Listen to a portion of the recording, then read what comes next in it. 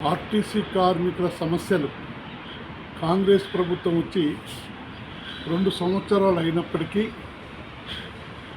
హామీ ఇచ్చిన సమస్యలు కూడా పరిష్కరించలేకపోవడాన్ని తీవ్రంగా ఖండిస్తున్నాం. ఇలా కాంగ్రెస్ ప్రభుత్వమే కాదు, సిపిఐ పార్టీ బాధ్యత కూడా ఉంది. కాంగ్రెస్ పార్టీకి మిత్రపక్షంగా ఉన్న సిపిఐ పార్టీ కూడా ఘోరంగా విఫలమైంది. అటు ఐఎన్టీసీ, ఏఐటీసీ యూనియన్లు కూడా కార్మికుల సమస్య పరిష్కరించడంలో ఘోరంగా విఫలమైనరు.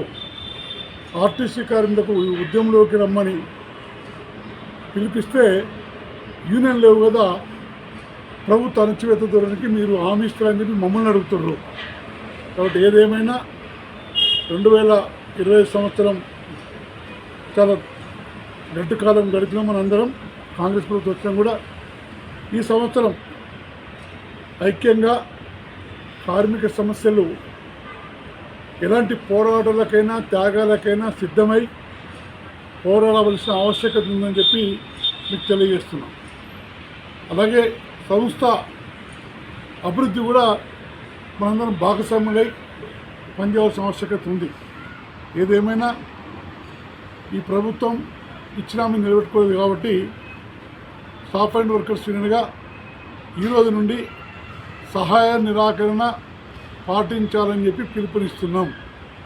అలాగే రేపు 3 తారీఖు జరిగే సమావేశంలో పోరాట కార్యక్రమం ప్రకటిస్తామని చెప్పినాం. నిరోధక నిరాహార దీక్ష చేస్తామని చెప్పినాం.